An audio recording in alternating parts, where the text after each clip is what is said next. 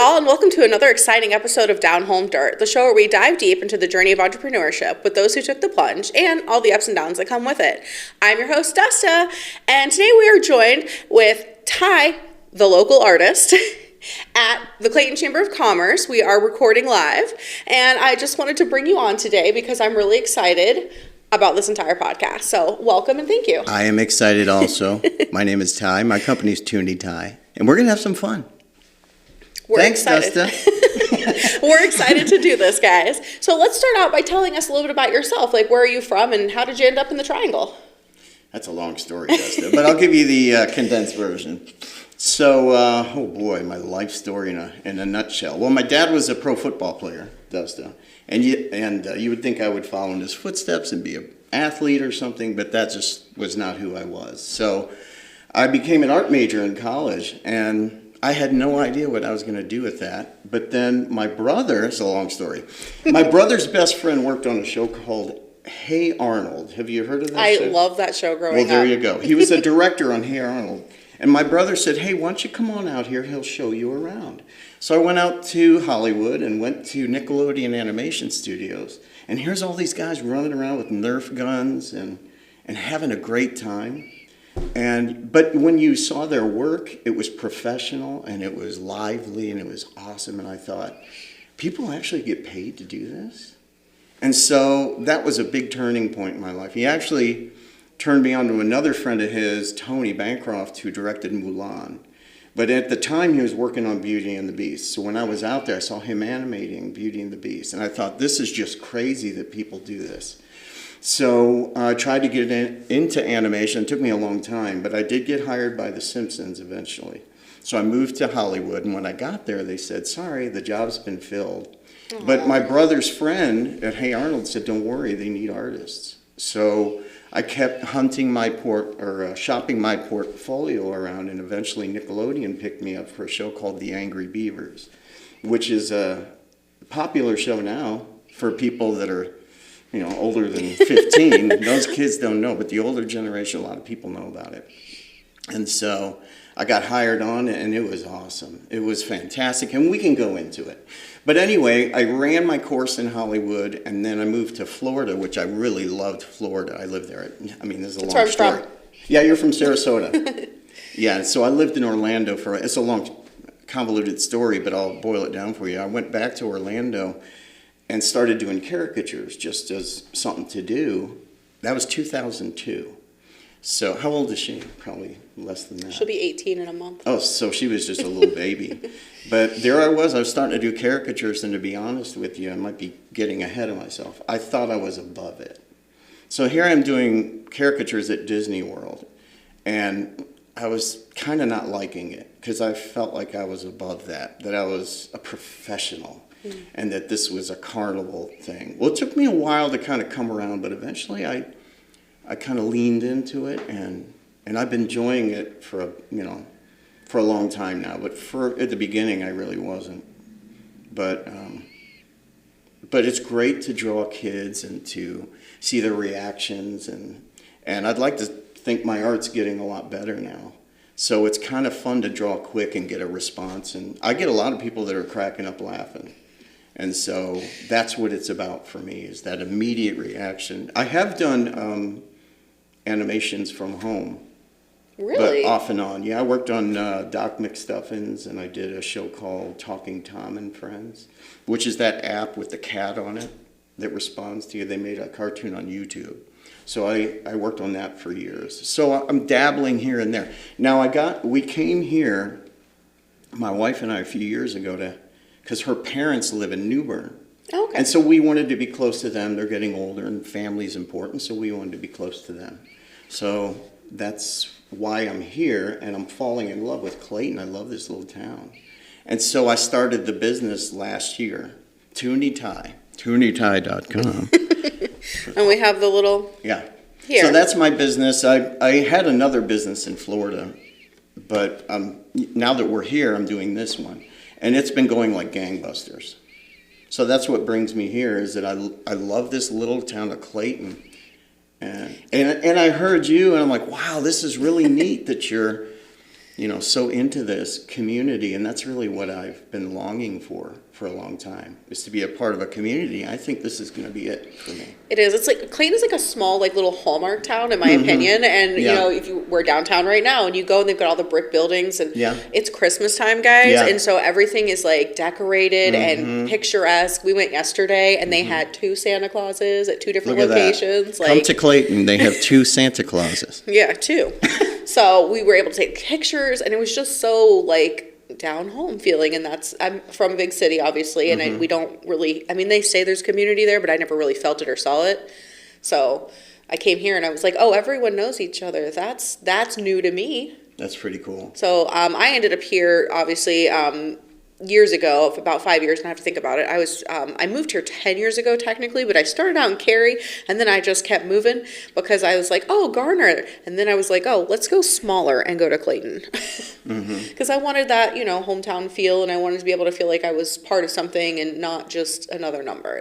Yeah, that's great. And that's kind of... Did they just have the Christmas tree lighting? Because I noticed the tree is up now, and usually they have a lighting. I think... I saw it last year. Okay, I was like, I think was it this weekend, and then the parade is next weekend. Oh, cool. I keep getting those 2 confused because they're not on the same day. Gotcha. There's a lot of activity here and a lot of things for you to do. So come on down to Clayton and check it out. Yeah. Yeah, it's a cute town. One day I wouldn't mind, I'm getting ahead of you a little bit, but one day I wouldn't mind having a studio, like a storefront that I did oil painting and well, let's talk about it. Yeah, we'll talk about that. Yeah, so let's talk. But we're dreaming. We're dreaming right here.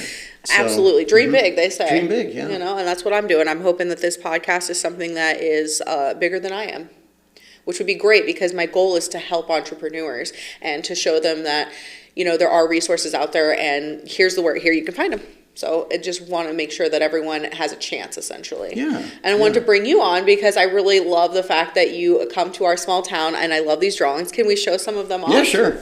I'll let you go through them. So there's Dora. I drew that for Michaela, her daughter, Michaela. So she's behind the camera. Hi, Michaela. Hi, Michaela. Eye roll. So we have that. Yep. And then... Coraline, right? Coraline, yeah. My youngest, she was named after the movie, right. And we decided that we wanted to give her something kind of, I don't want to say like different, but different. Yeah. Different but normal. But there was something about the mother. I haven't seen it. Something about the mother, right? Relationship. Yes. So in the story Coraline, she moves to a new town, and her mother is too busy working, and so is her father. And so they have this like secret door they open, and there's this whole world where her mother actually does all the cooking and the cleaning and is there for her. And that's kind of how I named my business, my cleaning business, because I was like, and this was during the pandemic, and I was like, y'all need an other mother. So that's how that became. Yeah. And thank you. I tried to be different. I looked honestly on the state website, and I was like trying to pick a name, and you have to go on there and see like what's taken, and everything that was cleaning related was taken. So I thought to myself, what if I make it not related to that, but related to being home? That's how I looked at her, and I was like, yes. I love that. So this is Coraline. And then we have my absolute favorite show, which he did not know when I was a kid growing up. And I tried to introduce my kids to it, but obviously I'm old, so they didn't like it as much as I did. But we have the Angry Beavers here. I'm a little congested. That happens when you live in North Carolina. I thought she was sad, but she's just congested. Yeah, just congested. I woke up, I had a great Thanksgiving. Oh. We ended up opening all the windows. It was nice and warm. And then I fell asleep on the couch after my turkey coma, and this happened. And I was like, well... shouldn't do that. You're fine. So we're going to leave those here. Yeah. So let's talk about how you ended up here. You said that you moved here for family. What about career-wise? What were you thinking when you came here for a career? This definitely wasn't career. I mean, I'm not looking for a job in Clayton. But so actually the whole thing about being an entrepreneur is an interesting thing because my dream was to work at Disney. Walt Disney Feature Animation. I did actually work on one film. It was Princess and the Frog. So that one I did work on. But my dream was to be an animator, move to, actually I was living in Orlando at the time, and just retire in Orlando. But that wasn't happening. And then I worked at Nickelodeon, and then they laid me off. And then I worked on another show, they laid me off. So then I had to rethink the whole thing. But it's taken me excuse me, it's the coffee. It's taken me a long time to kind of settle into the idea of maybe caricatures could be a business. And so when I was working at Disney World, they had this easel, this wood easel, and I thought, hey, I can make that myself and do it on my own. So I started doing that years ago. I still have the same easel that I built since 2002. So awesome. And I've drawn thousands of portraits on that easel, but yeah, so now that we're here, I'm starting the business again. There's nothing about being free. It's the freedom of it, really. And the idea that, because people ask me all the time, is this your living? Is this what? Because they don't understand that it could be a living. But I'm making a living at it. Thanks to my wife, incidentally. Thanks, honey. Because she set me up online with websites and things. She did a lot of that. So would you say she would be one of your biggest supporters? I better say that. No, she is. She is. We're on, I don't know if I can mention websites or not. Yeah, absolutely. The Bash and Gig Salad. I don't know if you've heard of these. No. But they're artists. She discovered all this. And we have a Wix website, so it's all automated. So I get on there every day and I post things. But it's great. She set it up for me, and it's awesome. But without that, we wouldn't be as busy as we are now. So the Bash and Gig Salad, I get calls. As a matter of fact, I'm going to go after we're done, check, see if I have any leads. But I get a lot of leads from there. That's amazing. So who is your ideal client? What place would you do? Like events, networking? Yeah. So weddings is a big one. Corporate events this time of year, Christmas parties, and anytime there's a holiday, I do a lot of holiday parties. But anything goes. I mean, I've done real estate open houses. Oh, wow. I've done birthdays, bar mitzvahs. I have a bat mitzvah next week at the Chandelier Room in Cary. It's like a wedding events venue. So I'm going to set up there and do a bat mitzvah. So it's anything to spice up. And a lot of people are surprised when I'm doing these things. Oh, I didn't think to do caricatures. But there's not a lot of caricature artists out there. So I have a good thing going. I'm not the only one in town, but right now I think I'm number one on the websites for it's called caricature now. Say it. Caricature. No, don't hurt yourself. Caricatures. No. Caricatures. No. Not even close. Caricature. Caricatures. It's all right. I tried. I really did, guys. Yeah, you did try. No. Listen, the tongue tie. It is what it is, guys. People, a lot of times I go to these events and then, I didn't think to do this. And I've gotten to the point where I'm really fast, and it's like they sit in the chair, I'm talking to them, and pretty soon I produce a picture, and I'm on to the next person. They're laughing, and then another one sits down. But I should be a counselor, because I can sit down and strike up any conversation. I've lived all over the country and worked at Disney World and in animation, so I have a lot of things to talk about. So when someone sits in the chair, it's like they don't even realize they're getting drawn, and then here's your drawing. No, and you did these while we were setting up, and they're amazing, and I appreciate that. Thank you. I'm going to frame that. Have it hanging on the wall. I have a whole art situation going on in my house. We're changing from boring old family pics to let's put something interesting on the wall. Well, now you have something interesting. Yeah, I like to be surrounded by artists and different things that just make you go, You're a very artsy type. I like very creative and energetic. I try to be. Yeah. Well, I grew up in Sarasota, and they've got the Ringling School of Art there, and that's something Aaron I really... Blaze, did you ever hear that name before? Okay, he went to Ringling, and back in the early 90s, he did Raja for Aladdin, the really? cat. That was his design right out of Ringling. But he was an illustrator, and he fit right in, and he designed Raja and animated him. And now he's got a website called Creature Art Teacher. But anyway, he was an animator, really great guy. He's been doing it for years and years. That's interesting. Yeah, but he's from Ringling. It's a great place, and you've got the museum out there. The Dali Museum. Yeah. Is this still there? I'm going to be... Salvador Dali? I haven't been there in 10 years, I'm going to be honest, so I'm not really sure.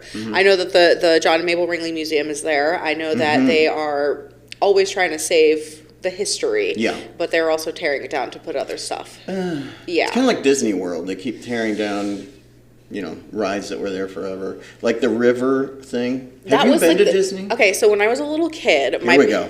my parents, they thought, oh, it's a great idea. We'll take the kids to Disney. And I remember going several times when I was little. And then the last time I went, I believe I was in middle school. I went with my best friend's family. And that was the last time that I went. I never took my kids, and I know that's terrible. Sorry, Michaela. Love you. They've never been there? No, and that was, I know, right?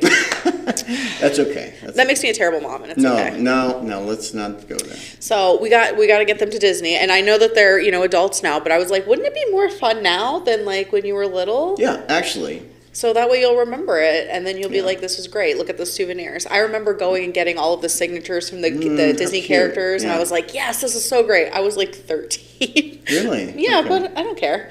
It was like fun. What year would that have been? Oh, we're not going to try and do math today.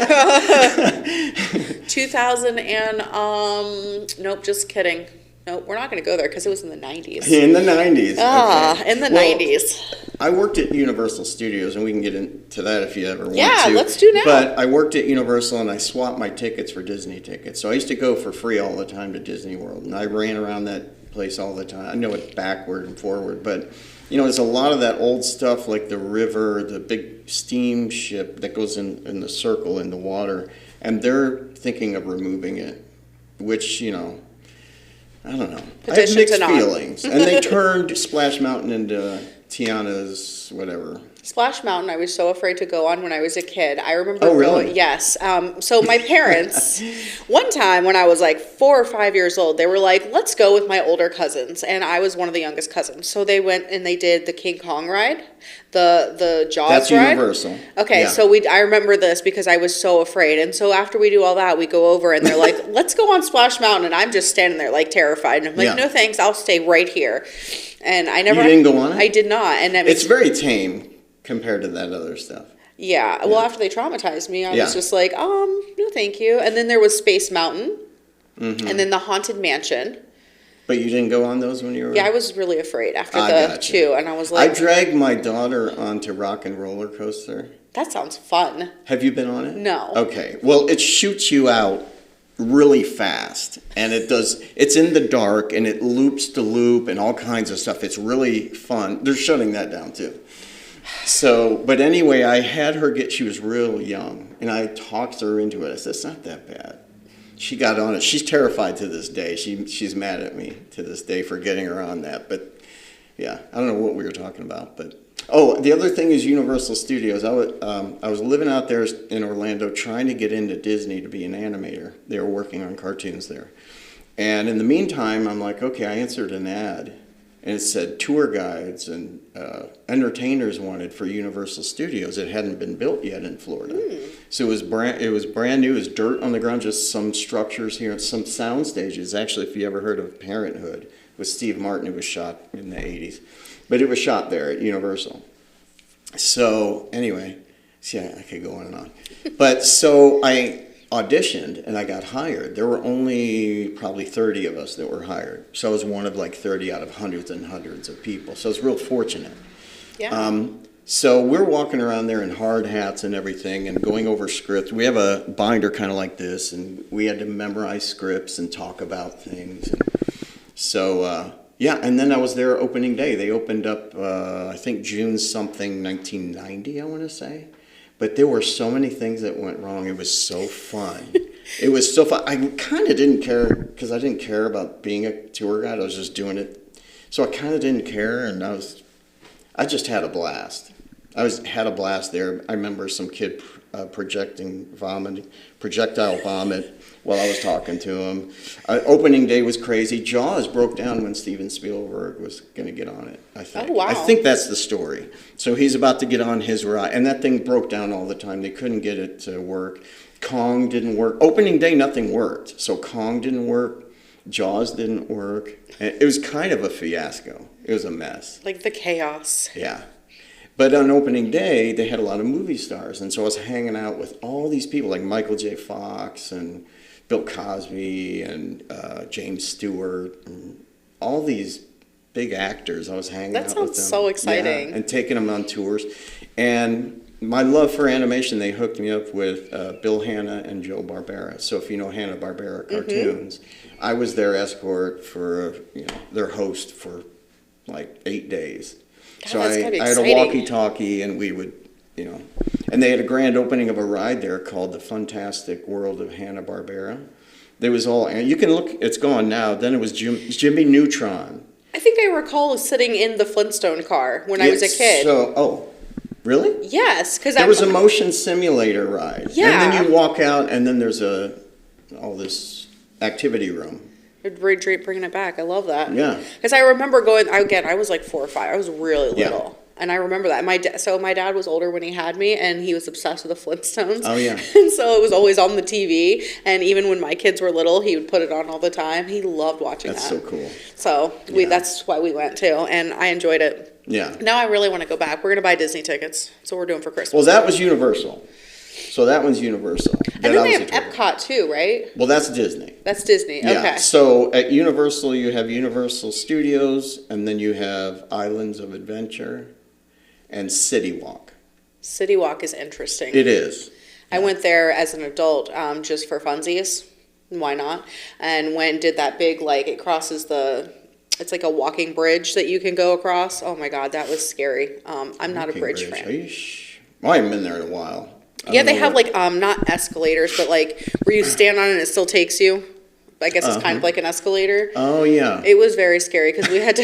Okay. I don't like bridges. Oh, yeah, I know where you're talking. Is it from the parking garage? Yeah. Yeah. And that I was long. And I think you go over the highway. And you were scared. She went to Universal and got scared on the walking bridge. That was a disaster from the start. So you see why I've never been back, guys. I need to go back. Now, Epcot and stuff is at Disney. So Disney's totally different. Yeah, I don't think I've been to Epcot. Epcot's awesome.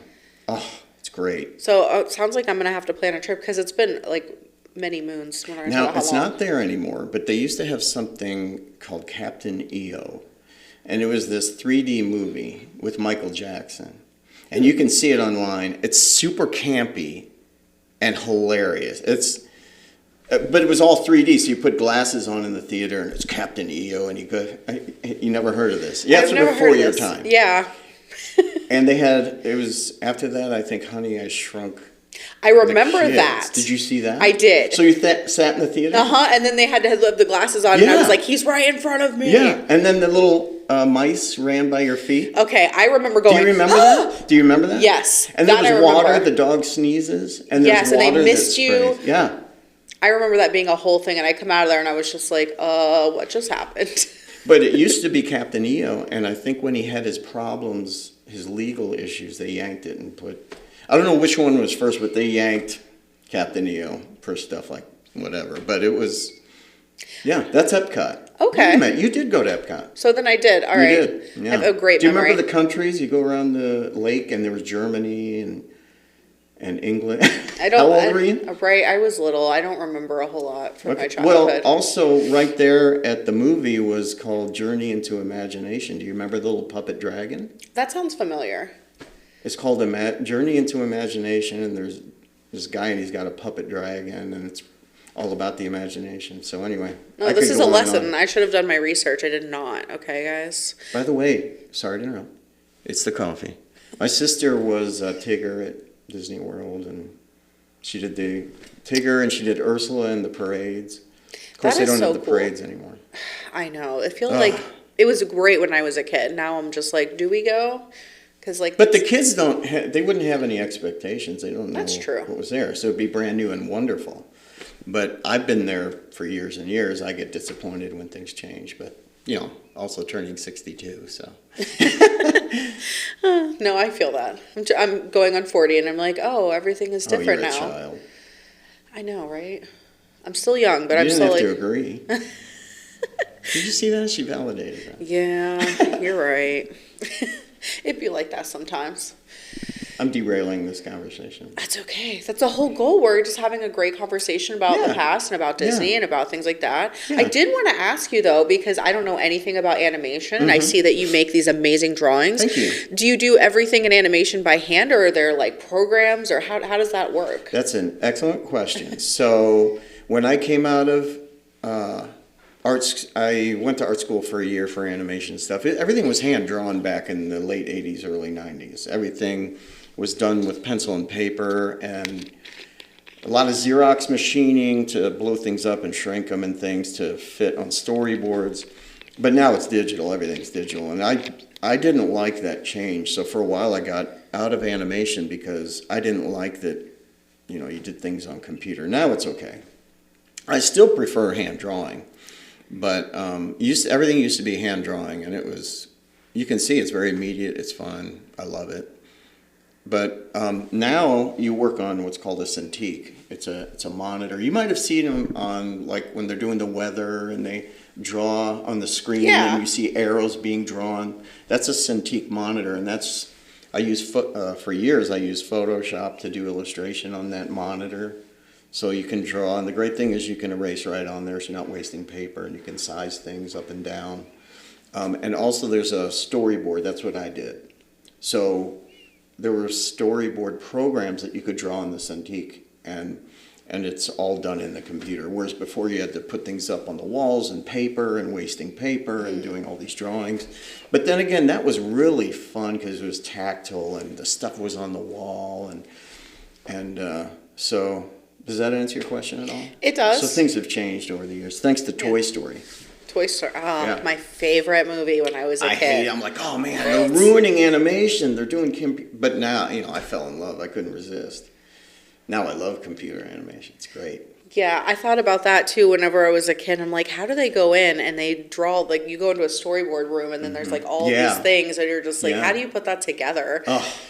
You're like, it's so tough. Cool. Well, like, let's say I was doing an episode of The Angry Beavers, okay, and I was the top storyboard artist. So what you do is you draw for 5 weeks, and it's 11 by 17. Yeah. Sorry, do you want to restart? The thing has to do it every 30 minutes. Yeah, that's fine. All right, good. All right, and we're back. So tell us about The Angry Beavers. Yeah, so you were talking about putting the storyboards and the art up in the room. So actually it kind of was like this. You had tables around and it was full of drawings. But the way that it made sense is that you had 11 by 17 sheets of paper with 3 squares on them. And the 3 squares represent the television picture. So everything you draw in there is going to show up as you draw it on TV. So that's TV cutoff. So if it's 3 panels per thing, I would do like 200 11 by 17 sheets. So that's what, 600? Oh my God. What's the math on that? 200 plus times 3, or well, like 6, about 500, 600. So we would do it in sequence, and you number each page. So number 1, 2, and you do it in a row, and then you go down the next row and the next row. And so when the creators of the show come in and you pitch the show, you kind of walk down the row like the show is, and it's all recorded ahead of time, all the voices, so you play back then it was a tape recorder. So you play the tape of the voices, it's done ahead of time, and you have a script tells you what the action is, and they would have Post-it notes. And so as you're going along, and here's Daggett, we have a close-up on him, and he runs across, and I have this pan. And they would stop the tape and say, hang on a second, why don't we have Norbert kind of show up? So they would draw on the, real quick, sketch on the yellow Post-it and put it up there and cover the drawing I had. So by the end of it, after an hour and a half, you have a room full of drawings with yellow Post-its everywhere. So then you'd go back and do revisions. So you go back and fix those and kind of make those work better. And then you'd post it all back up again after a couple of weeks. And then you'd go through the revisions and they'd tighten it up even more and say, okay, it's going great, but this section, I need to move this section over here. So that's how we did the shows. We would put storyboards together and ship them to Korea. And they had big animation warehouses in South Korea. The biggest one was called Rough Draft. And so it was full, jam-packed of animators over there. So they were drawing frame by frame according to my drawings. Wow. So if I sent all those storyboards over, they would hand them out to different artists to animate the scene because it's 24 frames a second. So you see what I'm saying? So there might be an establishing shot and then you cut to a close-up and a 2 shot. So someone would be handed those storyboards, and they would say, okay, draw that section. And then they'd assign them to all these animators according to what I drew. And then they would shoot it on film frame by frame and send it back to us in Hollywood, and then we would do the editing there. But that's how you do it. That's how we did cartoons. And it was a blast. I loved it. But the shows I did, I drew all those panels, so everything you see is my drawings just animated and flushed out. That is so cool. That was one of my favorite shows growing up, even though it like made no sense to anyone else. And I was like, I love this, because of course my parents were like, why are you watching this? And I'm like, because I like it. I loved Nickelodeon growing up. I didn't have cable, but my neighbor did.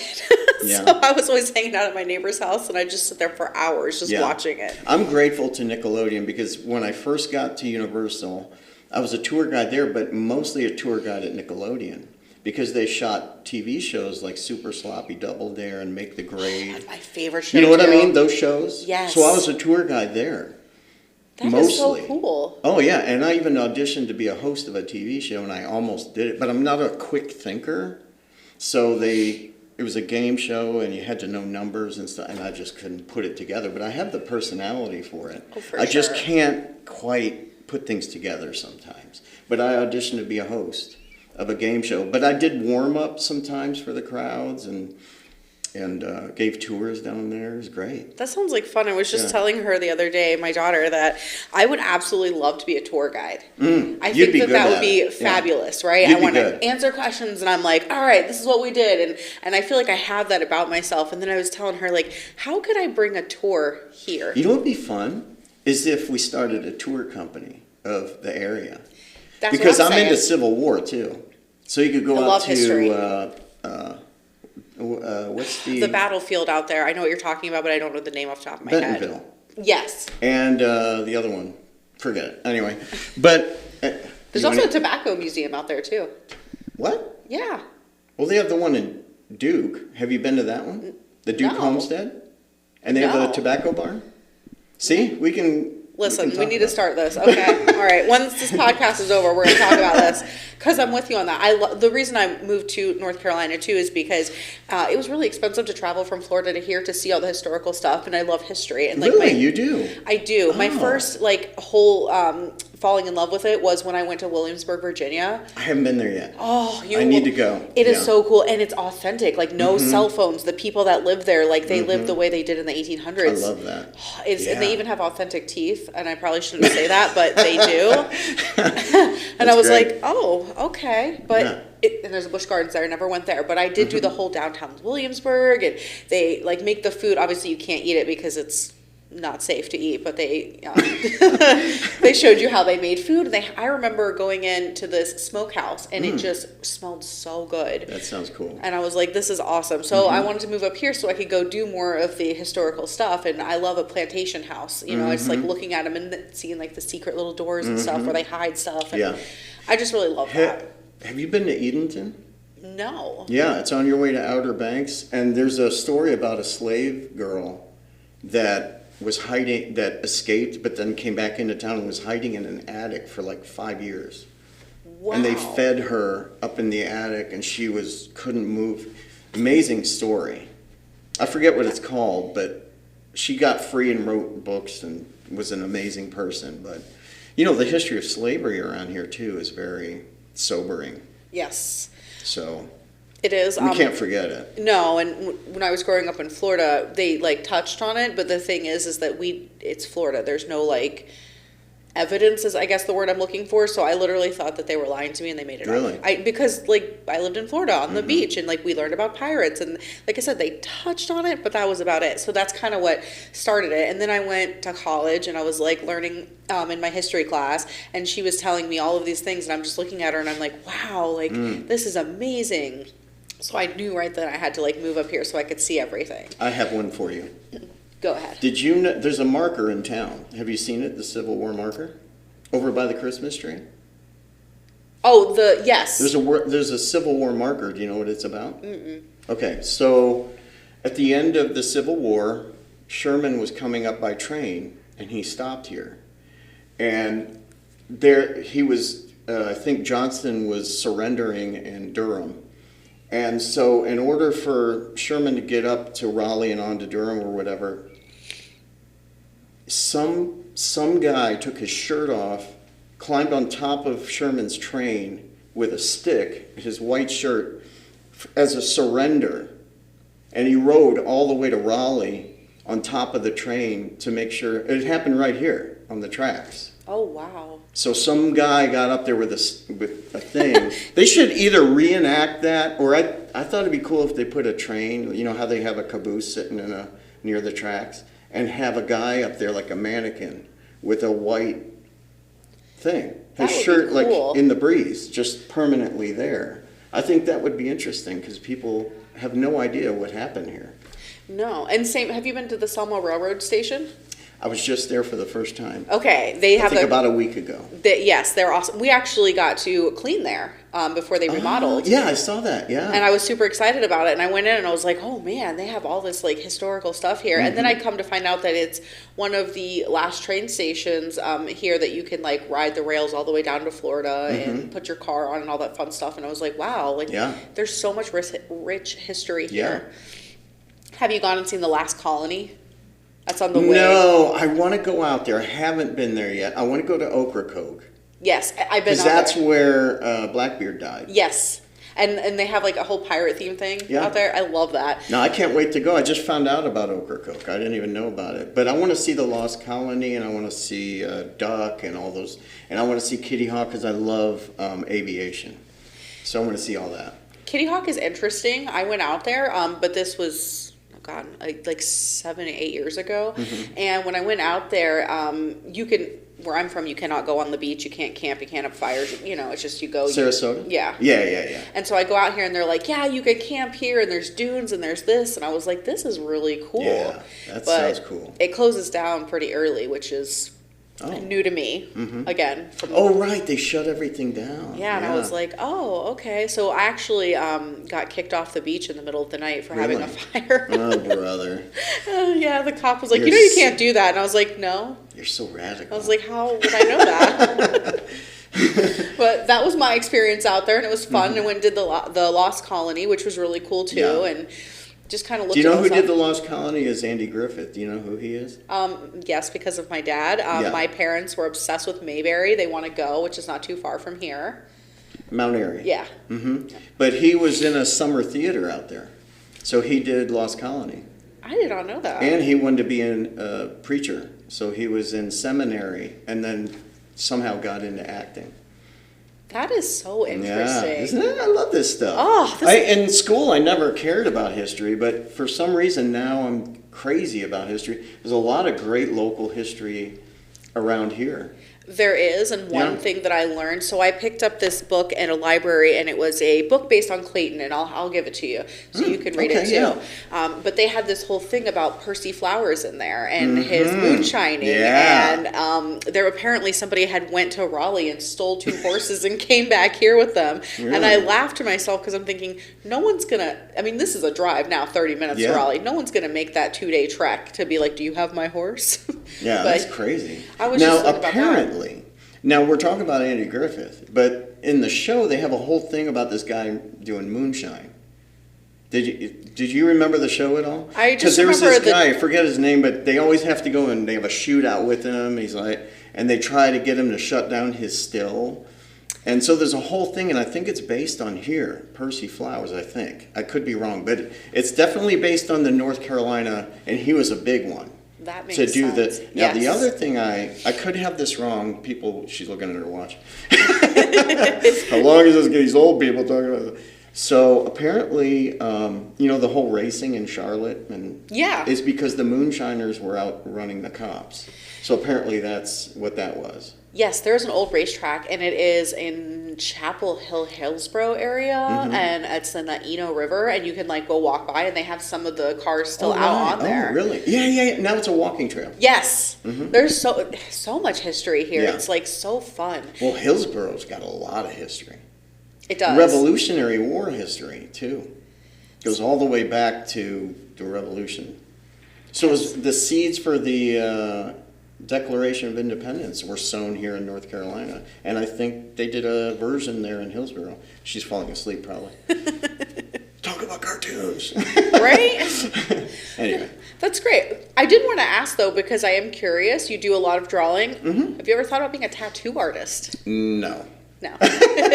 Now, see, in your interview that I saw, that you like kind of like Coraline, you like dark Yes. kind of stuff. See, I don't. My mom took me to a horror flick when I was probably 6, and now I'm terrified of anything scary.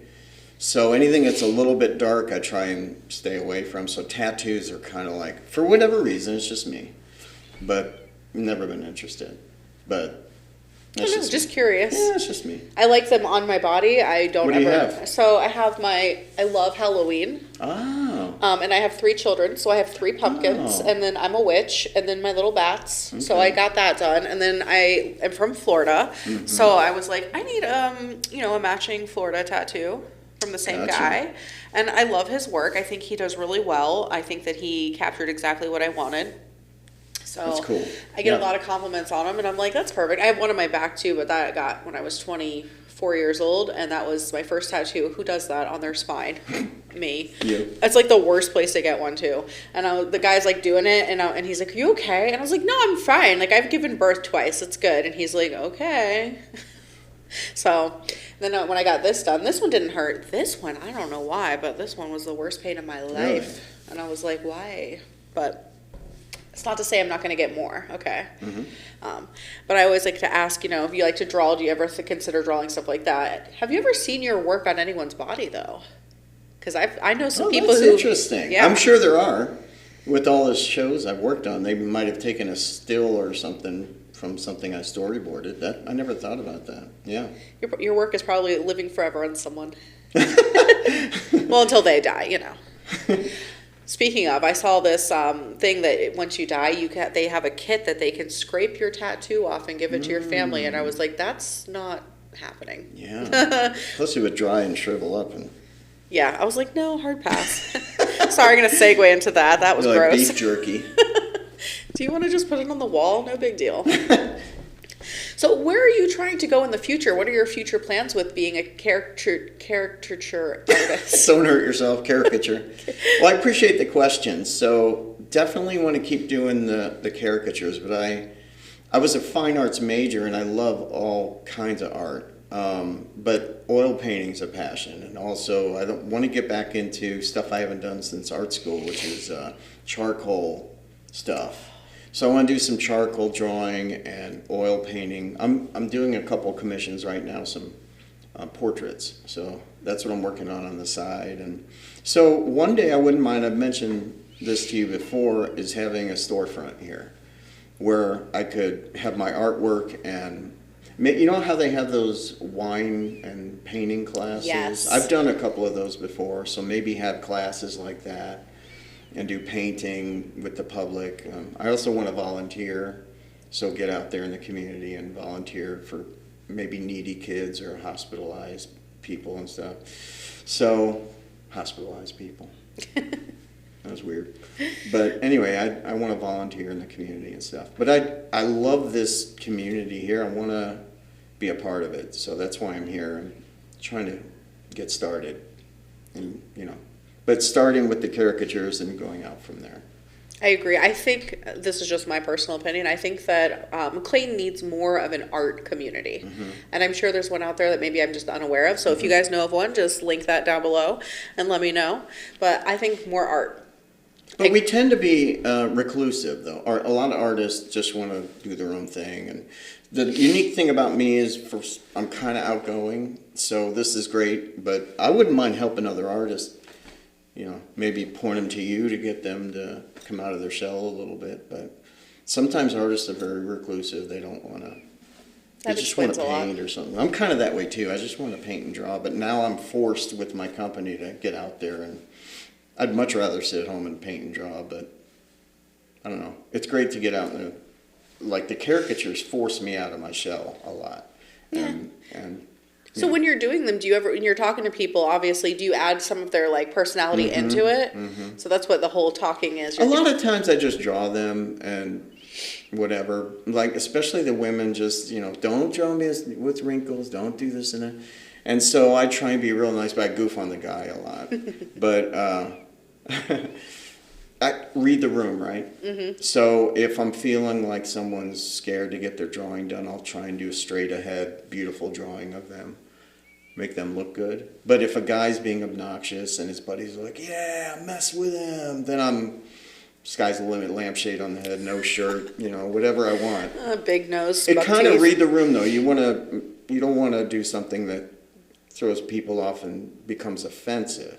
And that's the problem. That's the hard part, is striking that balance. I had one guy say, jack me up, and I did. And he loved it and it was fun, but I don't usually do that. And I don't even do the typical caricature stuff because I was never trained. The guy that I got my first job off of, he goes, can you draw portraits? I go, yeah. He goes, you'll be fine. So I had no training at all. I just drew people's faces. And then after a while, I kind of did my own style. I have a very unique look to my stuff. I don't look like traditional caricatures with the big nose and the exaggerated features, and I just do kind of a cartoony portrait, which is why I called my company Tooney Ty, because anyway, it's more of a cartoon illustration, but no one knows aside from caricatures what's out there. So I call it caricatures. It's really a cartoon portrait.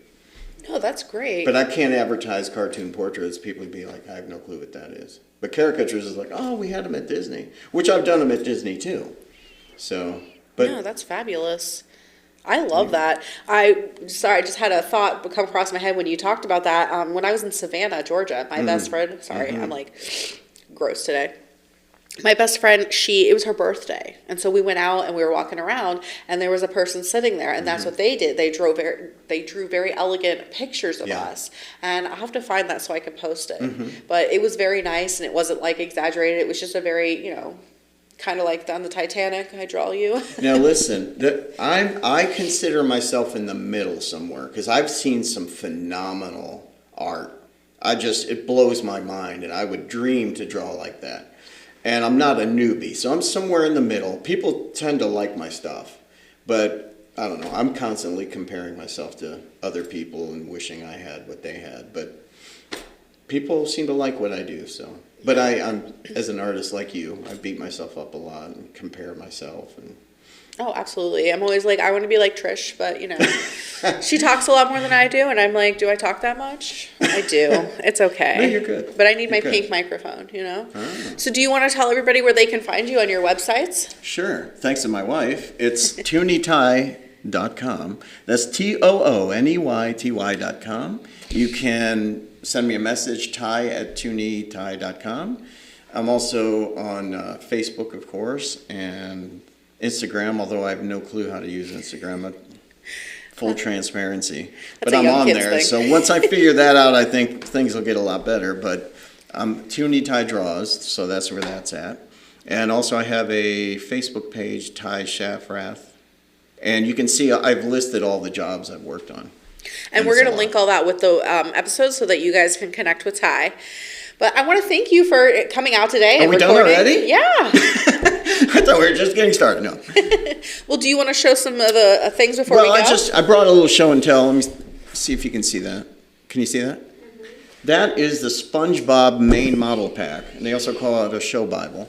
But I brought it for her to look at. But anyway, this is, when you're doing storyboard, you need consistency. And when everyone on the show has one of these, you draw the same.